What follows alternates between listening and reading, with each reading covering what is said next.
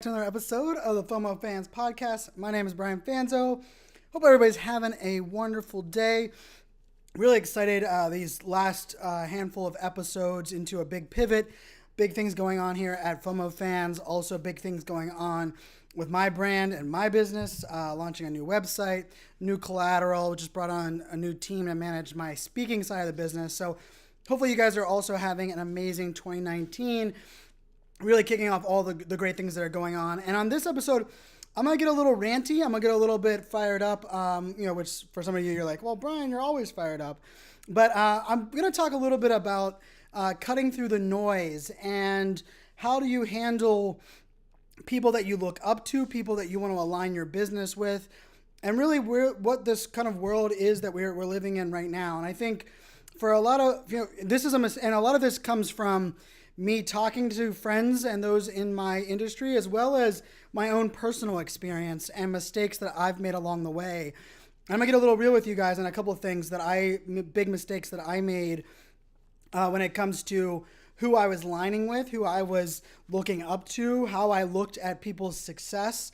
And I think this is extremely important. And I might focus this a little bit from like an entrepreneur's point of view, but it goes far beyond just being an entrepreneur. It's much more than just entrepreneur side. But I believe in this premise that the way of the past, the way my dad's generation, they always said, well, I'm gonna let my work do the talking for me. And I said, that generation wasn't great at pounding their chest, wasn't great at telling the world all of the amazing things that they were doing, and it worked for them in that generation, those times. And in the world we're living in now, the digital world now that has more apps, more distractions, more notifications, more TV channels, harder to capture attention than ever before. If you were just sitting back and trying to let your work do all of the talking for you, I unfortunately believe that a mass majority of people in that situation become drowned out by the noise and don't get the recognition or the exposure or even the opportunities that they deserve. And so in this world we're in now, I make this statement very boldly, is that I believe we must be our own biggest cheerleaders. We must be able to celebrate our wins. We must tell our stories. And that's the entire premise of Press the Damn Button.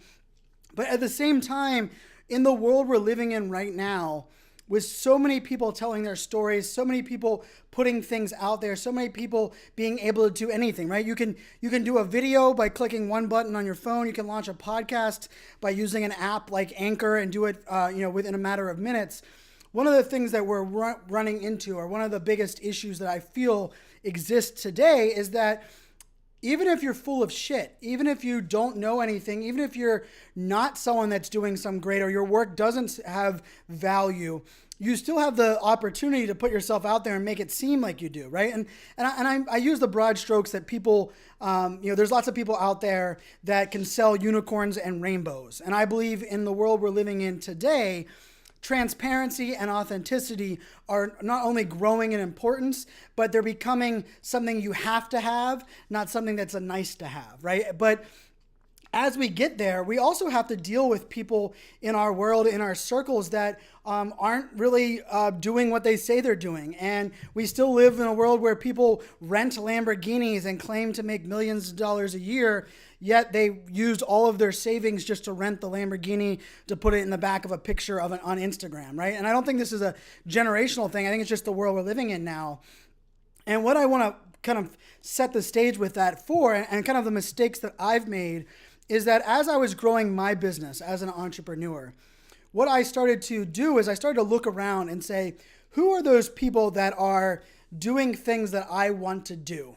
Who are those people that are being interviewed on podcasts? Who are those people speaking on stages? Who are those people working with my ideal clients?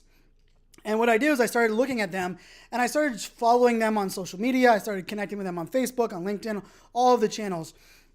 And what I started to do is really, study why they did things and how they did things. Because for me, it was a matter of, okay, if they're able to do that, I want to find out their recipe. I want to find out their process so that I can turn it into my process and make that happen for me as well.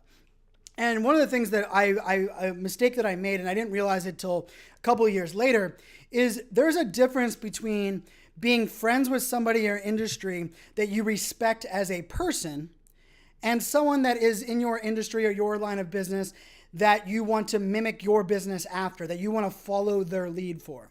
And the reason I say that there's a difference is there's a lot of people in my network that are my peers that I think highly of, that I support, that I've become really good friends with. But as the more I've got to know them, the more I've become more confident understanding of my own business model, the more I realized that the way that they do business isn't the way that I want to do business. Even more importantly than that, I question even how they do business. And for example, there are some people that are out there now that are on every video, on every podcast, being interviewed on everything, being quoted in every blog post. But interestingly enough, their spouse makes $500,000 a year. Therefore, he doesn't have to make a ton of money in the business space. So he's able to be on everything, doing everything, making all of these claims, telling people how to do things. But if you went back and looked at it, that person's made $20,000 in practicing what they preach, because they have that afforded ability that their spouse brings in a lot of money and they're not reliant on that, right? And from the outside in, and this is something that I really, it troubles me, especially for those that are younger graduates or those that are just getting into, especially into marketing, is you have to dig deeper. You have to start understanding people's business models. And I mean, for me, this is a big problem I had. A lot of people in my circle for a long time would say, Brian, I don't understand how you make money. I don't understand how you build your business. And I can tell you, for me, I've always been focused, since 2013 in building a community. And the community I've been building wasn't something I planned on monetizing during that time. And so I was building my business side by doing influencer work and consulting and strategy work and advising work with these big enterprise technology brands, while also spending a lot of time creating content, right? And so I could understand why people were kind of confused how these worlds kind of meant together. And then as I went all in about 3 years ago on the speaking business, on my keynote speaking business, many people came to me and like, oh, Brian, now it makes sense. Now I understand why you're doing what you're doing. Now I understand how things are working. I understand, that you're doing all of these things so that you can get on more stages because you get paid to speak, right? But one of the reason I explain that as an example is sometimes you don't know how people make money or how people build their business, and you do have to investigate or simply ask. But there are a whole lot of other people that are selling unicorn, that don't make money doing what they're doing, that are making claims that quote unquote are big names, and they could be even speaking at big conferences. They could be looked at as a thought leader in your business or your industry. But here's the sad truth. They're not practicing what they preach. They don't do that in the back end. They're not making money. They could be, they could be having money coming in from somewhere else. Maybe they're making residual money on the company they used to work for. And so this is something that is a massive problem, because as much as I want people to be themselves, as much as I want people to stand out from the noise and understand authenticity, as much as I want people to be their own biggest cheerleader, if you want to start studying people, you want to start following people's leads, if you want to start saying, I look up to this person, what I have to challenge you to do is to do your research, to understand how that person does their business, their processes, and more importantly, what does success for that person look like, right? There are some people in the world right now that have told me specifically that their goal is to be quoted in on a bunch of blog posts and be interviewed on a bunch of podcasts. And I was like, well, how are you growing your business? Like, well, I don't really have a business that I need to grow. I don't need that as a source of income at the moment. So I'm just going to ride this wave and see how much I can grow my brand. And you know what? Good for you. Congratulations. That's awesome. That is a luxury you can afford. I am very appreciative of that. And I don't disrespect that at all. But that isn't someone that I would want to model my business after, because I have goals of making my revenue into $1 million business, right? And if I want to grow my business, my speaking business, into $1 million speaking business, I shouldn't be mimicking or studying or following or even getting jealous of people that are doing things without those very similar goals. And this can include everything from Instagram famous, right?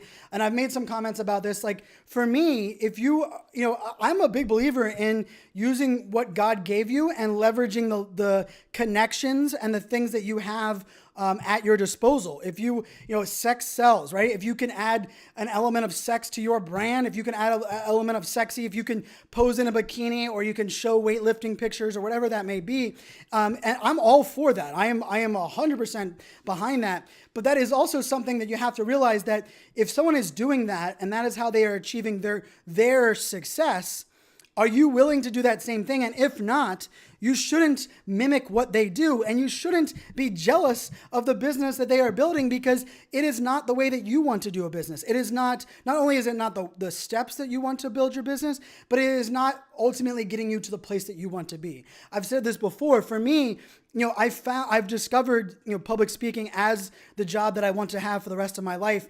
And I am building this out as my future career forever.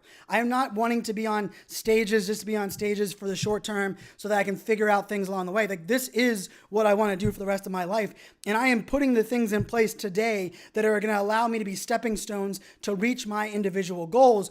And one of the things that I had to do was I had to separate those that are in my network that I am friends with and those that are in my network that I look up to in the business side of the fence. And that is extremely, extremely important, because until I was able to do that, I found myself chasing a bunch of different things that wasn't leading me towards success. And there are very few people that I believe that are building businesses in a way that is sustainable over a long period of time in the social media space, right? Like in the industry of influencer marketing or social media or marketing as a whole, it takes a lot, right? And you have to have a platform, but you also have to have a little bit of experience on what you do and what you stand for, right? And so for me, the 9 years I worked in the U.S. government in cybersecurity, focused on collaboration, the 2 years I worked at a startup, the 3 years I worked before I became a public speaker, I'm able to leverage all of that experience that allows me credibility, allows me stories, it provides me substance for what I'm doing. And when I look at someone else, I don't think you need to have years of it. I don't think age determines what someone's level of expertise is.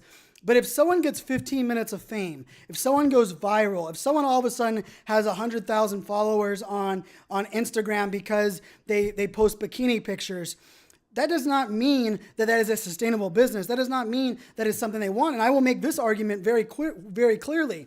If you are an influencer because of something that is vanity, like your looks or the people that you surround yourself with, and you don't have something sustainable, you don't have any relatability factors with your audience, you don't know how to talk with people, you don't know how to connect at that level, if you're not investing in your community, your sphere of influence is slowly degrading. And very soon, it doesn't matter how many followers you have, the question becomes how many people take actions based on your actions or based on your words, and those numbers are going to dwindle, because people are starting to realize that just because you can use certain things in your bag of tricks to get people to follow and consume your content doesn't ultimately mean they will be your business. That doesn't ultimately mean that you will be influential. And I've said this before, as far as influencer marketing goes.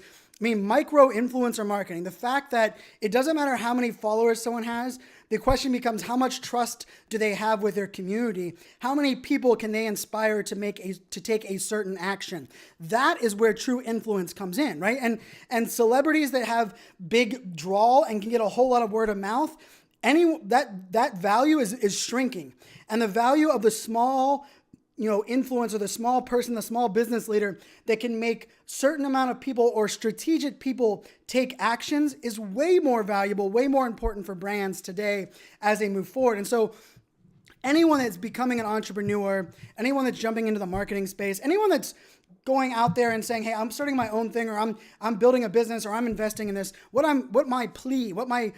this rant is all about from my perspective is understand the difference between those that are friends of yours and those that are friends of yours that have a business strategy or plan that you believe you could learn from, right? And that doesn't mean you shouldn't be friends with people that don't have that business plan, or that doesn't mean you shouldn't be friends with people that go about their business differently. But I feel like and this is, I'm example. I started mimicking actions that someone else was doing in this industry. and quickly realizing that that's never going to get me to my goals because they're not doing it in a way that is aligned with what my success is. And so we must do our research. We must look into people. And just because someone has a bunch of followers or written a bunch of books or they're being interviewed on every podcast, you have to ask yourself, if they are everywhere doing all these things for everyone else, how are they building their business? How are they putting food on the table? And it might be because they're doing it through something else, or they might be doing it because they have one big client that pays them a whole lot of money. I found that out recently with a good friend of mine. But I think it's important before you mimic your business after someone else, you must understand what that person's business is, and are you willing to put in the same amount of work and do the same things that they are? Or even, let me take this a step further. Are you willing to play the game in the way that they are? I can tell you, for me, I don't play the game as well as many in my space do. And part of the reason is I try really hard to be authentic in everything I'm doing. I try to stick to who I am. I try to be myself in every aspect.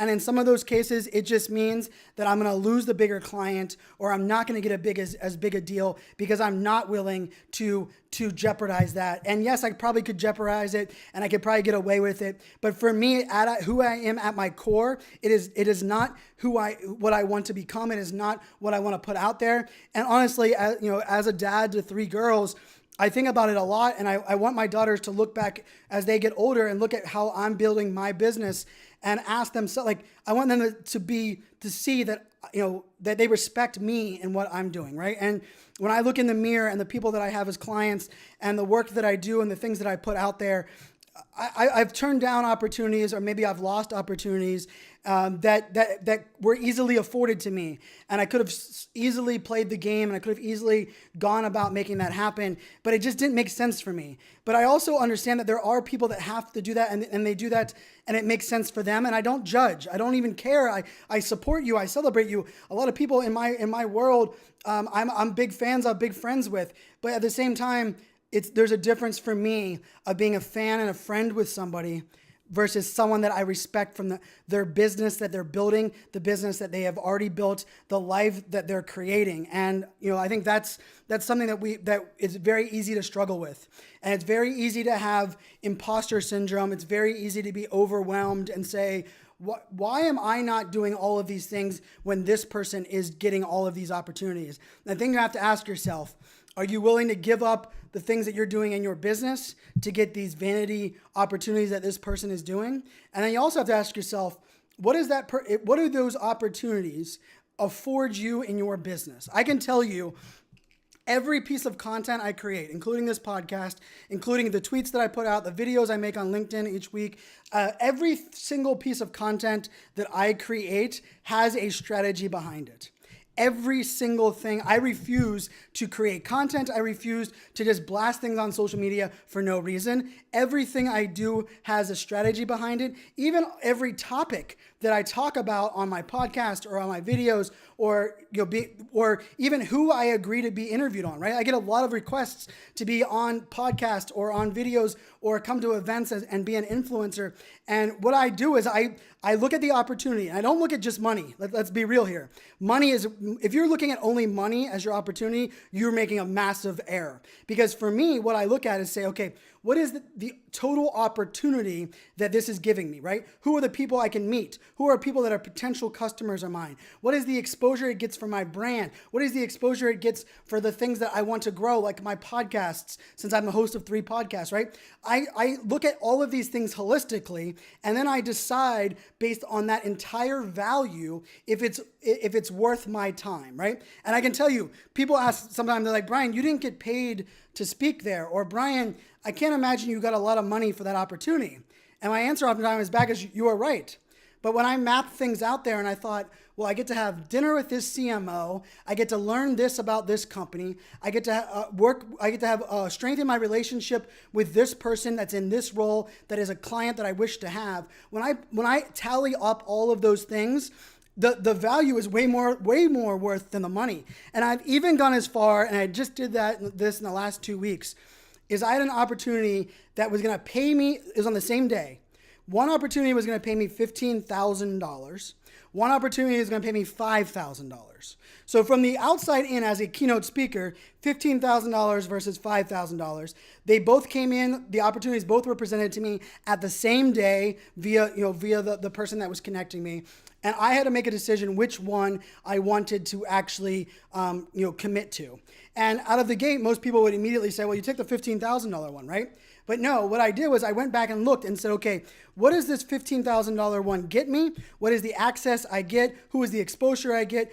How did this lead come about? Is there future opportunities that are involved with this? Is this going to help me beyond this one opportunity for my business? I did the same thing with the $5,000 opportunity. And what ended up happening is that $5,000 opportunity from a lead generation, from a business development, from a connection, from a strengthening of relationships, and for doing something good for someone that is in my network that I know will pay off for me down the road, the $5,000 opportunity was way more worth it for me than the $15,000 opportunity. And I decided to go that way, right? And I'm not at a place where that money doesn't matter, but I am playing that holistic game where no one opportunity, no one client that is presented to me is worth jeopardizing my business, but it's no one client or one opportunity is that much greater than another one if I'm not willing to put all those things out there. And so I challenge everyone, do your research when you're looking at business. Don't just hire a business coach. Figure out what that business coach has done for other people in their business. And maybe the last thing on this is there are some people, and I might include myself in one of those, that I'm much better at helping other people do things that I struggle with doing myself. Like right now, I've helped a couple of people finalize their book topics, and I've connected them with the people that write this book for them, and they laugh because they're like, Brian, you still haven't finished your book.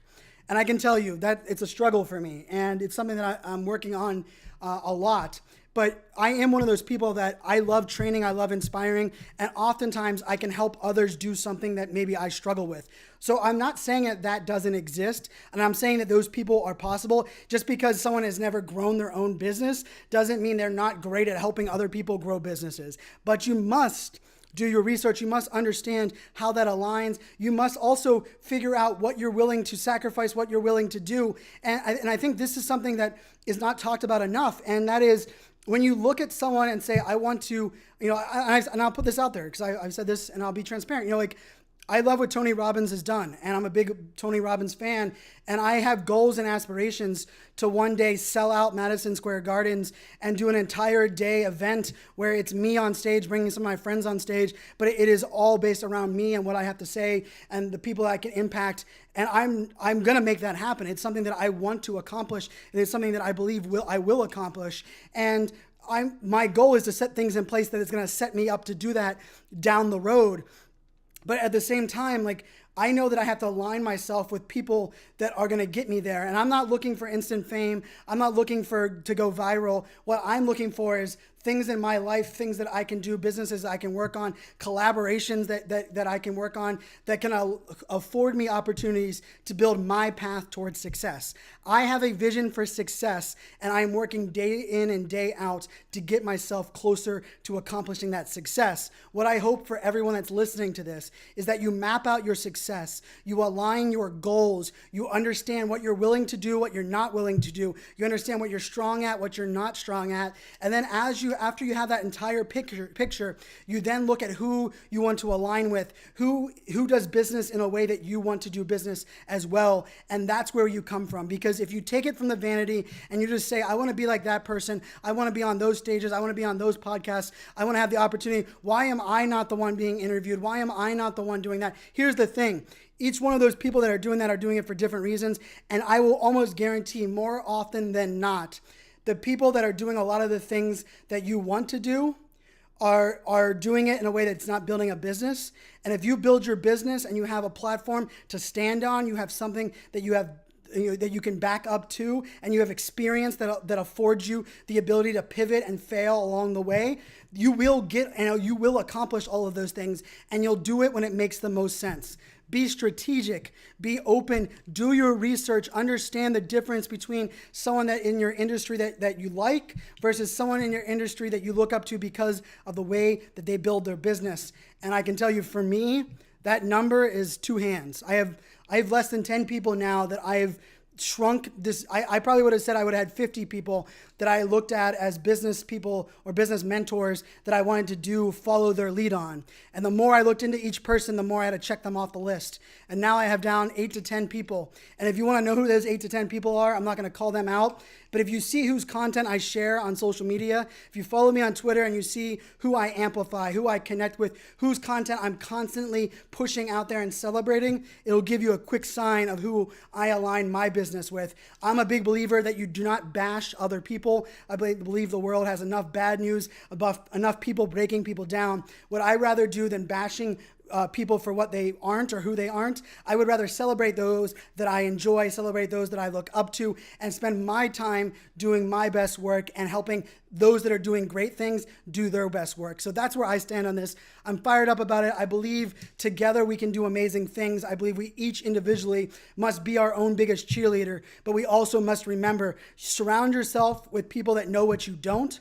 Surround yourself with people that will celebrate your wins with you. If you don't like talking about big things, your big wins in your life, because you're afraid that people around you are jealous or people around you are gonna be like, oh my God, stop talking about yourself. You have the wrong people around you, right? Surround yourself with people that will celebrate your wins, be there through your failures, but will also push you and pull you and be there along that way. And it takes a long time to figure that out. I've made many, many mistakes along the way over the last 5 years as an entrepreneur, but I can tell you right now, I am dialed in. The people that I care about, the people that I worry about, the people that I study, the people that I mimic, the people that I celebrate are people that I've done my research, that I can align with, that I want to grow my business with. And at the same time, I'm still friends with everyone else. I'm so glad to be a part of their network. I still do my best to give to that community, but I have a strict blinders on when it comes to business strategy, business value, and growing my business. I look up to a certain group of people, and I let the rest of that noise, the rest of those people do what they want, and I don't get jealous. I don't care what they're doing. I don't have imposter syndrome about what they're doing because I know who I am. I know what my success is. I know what my goals are in my business and in my life. I know what I'm willing to put out there, what I'm willing to do, what I'm not willing to do. And because of all of that, it's allowed me to have such a clear vision of success. And I really hope that I can help you guys do the same because I made the mistakes. I lost a couple years as an entrepreneur, doing it the wrong way, following the wrong people, being jealous and believing that just because I get a bunch of likes on a post or my video goes viral or people with big names on Facebook liked it, that doesn't really mean much for my business. And I made that mistake. And so I challenge everyone. And I give you credit. If you're already doing this, if you're shaking your head, if you're fired up, if you believe in this and you're doing it the right way, kudos, keep doing it. But remember, help out those around you. And if you see someone following someone that isn't doing it the right way, reach out to them privately and give them a little heads up. It's not about talking behind someone's back. It's not about ratting someone out. It's not about exposing someone. It's rather, how do we help each other not make the mistakes of following those that are doing things for vanity, that are doing things that we aren't willing to do, and honestly, those that are full of crap and that I believe are quickly going to get exposed. But until authenticity and transparency are become non-negotiable from a consumer's perspective, from an audience perspective, from a community perspective, we are still going to have to do our best to help people avoid following the lead of those that, let's face it, are full of crap.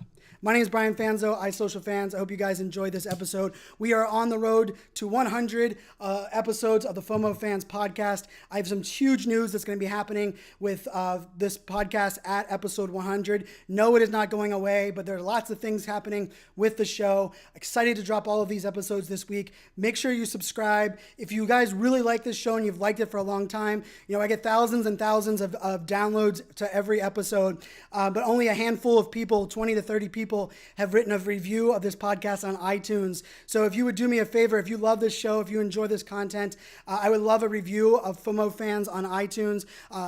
It'll help people see my show. It'll help people connect with this content. And even better yet, if you find this episode very valuable, share it out to Twitter. Tag me on Twitter, iSocialFanz. I really appreciate it. I love creating this content. I love sharing the lessons that I've learned along the way. The episode I have coming for you next, you guys are going to absolutely love because I give you guys my process for building content and how I might look sporadic and chaotic and I create so much damn content, but I really have a really simple formula that I do with everything from a keynote speech to a podcast, and I do the same formula for every one of these pieces of content. And on next episode, for the first time on this podcast, I'm going to give you guys that exact recipe. So check that out. Check out that next episode. Thank you for subscribing to the FOMOFanz podcast, and make it a great day. Cheers, my friends.